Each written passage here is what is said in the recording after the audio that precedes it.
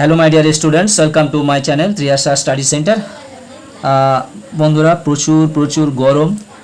এই গরমের মধ্যে থেকে ভিডিও করা খুবই কষ্টদায়ক। আজকের তোমাদের যাদের সংস্কৃত বিষয়টি আছে তাদের জন্য আজকের ভিডিও নিয়ে এসেছি, অর্থাৎ তোমাদের জন্য ভিডিও নিয়ে এসেছি। তোমাদের যাদের সংস্কৃত আছে তোমাদের কবিতা থেকে প্রথম কবিতা শ্রী গঙ্গা স্তোত্রম। শ্রী গঙ্গা স্তোত্রম এর আগে আমি যত সম্ভব একটি মাত্র তোমাদের সংস্কৃত ভিডিও দিয়েছিলাম। আজকের আমি দ্বিতীয় ভিডিওটি দিচ্ছি একটি পদ্যের উপর, অর্থাৎ কবিতার উপরে, শ্রী গঙ্গা স্তোত্রম। এবং নেক্সট ভিডিও একটি গদ্য এবং আরও একটি কবিতা বাকি আছে। এই একটি গদ্য এবং একটি পদ্য, যে কবিতা দুটি বাকি আছে, নেক্সট বারের ভিডিও দিয়ে গদ্য এবং পদ্যর এমসিকিউ পর্বটা সেরে দেব। বন্ধুরা, এরপরে তোমাদের অ্যাগ্রোনমি এবং এনভায়রনমেন্ট যাদের আছে তাদের চিন্তা করার কোনো উপায় নেই, আসছে। তাদের জন্য ভিডিও খুবই শীঘ্র আসবে এবং আসলে বেশ বড়সড় ভিডিও তোমাদের জন্য আসবে। এবং তার সঙ্গে সঙ্গে নিউট্রিশন, আমি স্যারেদের সঙ্গে কথা বলেছি, ইভিএস এবং অ্যাগ্রোনমি স্যারেদের সঙ্গে কথা বলেছি। তোমাদের ভিডিও, তোমাদের সাজেশন 2025 সালে তোমরা যারা উচ্চ মাধ্যমিক পরীক্ষা দেবে এবং তোমাদের যাদের অ্যাগ্রোনমি এবং ইভিএস আছে তাদের জন্য ও এবছরের সুখবর, তাদের ও সাজেশন এসে যাচ্ছে। বন্ধুরা এসো, তোমরা যারা চ্যানেলটি সাবস্ক্রাইব করে নি অবশ্যই তোমরা চ্যানেলটি সাবস্ক্রাইব করে নাও এবং বন্ধুদেরকে লিঙ্ক বেশি করে শেয়ার করো। আজকের তোমাদের শ্রী গঙ্গা স্তোত্রম থেকে ইম্পর্টেন্ট বেশ কয়েকটি প্রশ্ন উত্তর আমি বলে দিচ্ছি এবং ভিডিওটি খুবই সংক্ষিপ্ত করে দিচ্ছি। একের দাগের প্রশ্ন, তমসী গতির মম, তম পদে কাকে বোঝানো হয়েছে? কৃষ্ণ, বিষ্ণু, গঙ্গা, যমুনা? অ্যান্সার হবে গঙ্গা। দেখো, এটি আগে মনে হচ্ছে আমি যত সম্ভব তোমাদের উত্তরটা লিখে দিয়েছিলাম, অ্যান্সারটা আমি আলাদা করে আর অ্যান্সারটা লিখিনি। এই চারটি অপশানের মধ্যে যে গোলাকার রাউন্ডগুলো রেখেছি এবং যেটি উত্তর সঠিক সেই গোলাকার রাউন্ডটা আমি ভরিয়ে দিচ্ছি।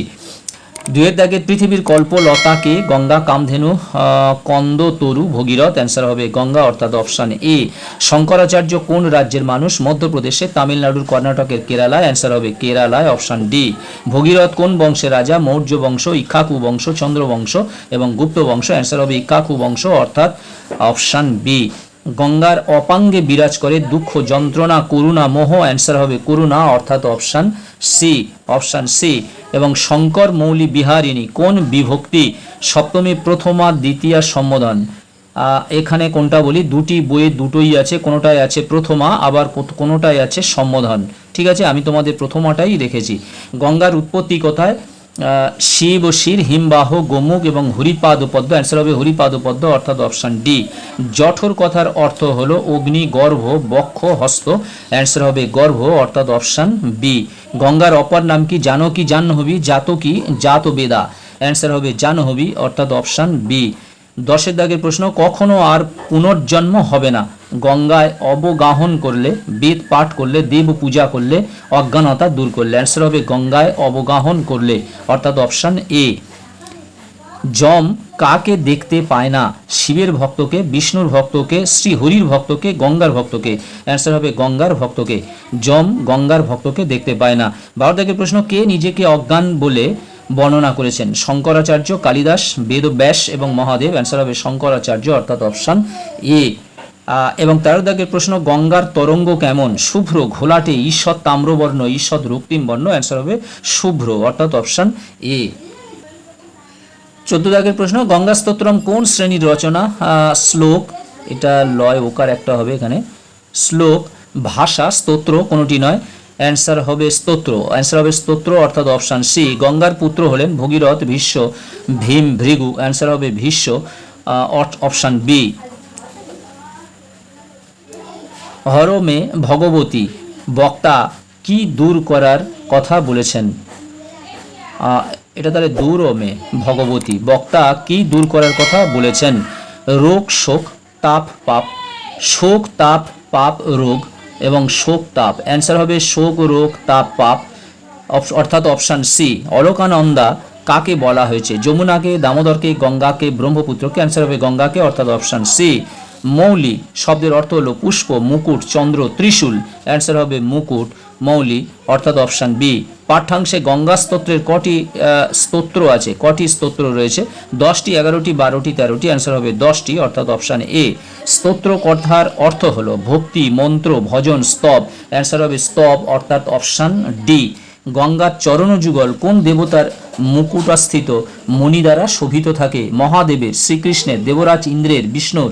অ্যান্সার হবে দেবরাজ ইন্দ্রের, অর্থাৎ অপশান সি। বন্ধুরা, তোমরা যারা চ্যানেলটি সাবস্ক্রাইব করো নি, অবশ্যই তোমরা চ্যানেলটি সাবস্ক্রাইব করে নাও এবং বন্ধুদেরকে লিঙ্ক বেশি বেশি করে শেয়ার করো। এরপরে দেখো অপশান ছাড়া কটি প্রশ্ন আমি রেখেছি। কুমতি কলাপম বলতে বোঝায় কুবুদ্ধি সমূহ। কুবুদ্ধি সমূহ। গঙ্গা জলের মহিমা খ্যাত বেদাদি শাস্ত্রে। পাহি কৃপাময়ী মাম জ্ঞানম। পাহি শব্দের অর্থ হলো রক্ষা করো। যদিও এই প্রশ্নটি তোমাদের 2023 সালে পড়ে গেছিল। পরম পদে খলু তেন গৃহীতম, এটি খুবই ইম্পর্টেন্ট। পরমপদ কথার অর্থ হলো বিষ্ণুর চরণ। পরমপদ কথার অর্থ হলো বিষ্ণুর চরণ। তব কৃপায়া চেন্মাত, এখানে কৃপায়া হলো প্রকৃত্তাদিত্যা তৃতীয়া। প্রকৃত্তাদিত্যা তৃতীয়া। গঙ্গা কার কন্যা ছিলেন? জহ্নমুনির কন্যা ছিলেন। গঙ্গার জহ্নমুনির কন্যা ছিলেন। বন্ধুরা, আপাতত এই কটি 27টি প্রশ্ন আমি তোমাদের জন্য নিয়ে এসেছি। 27টি প্রশ্ন আপাতত পড়ো।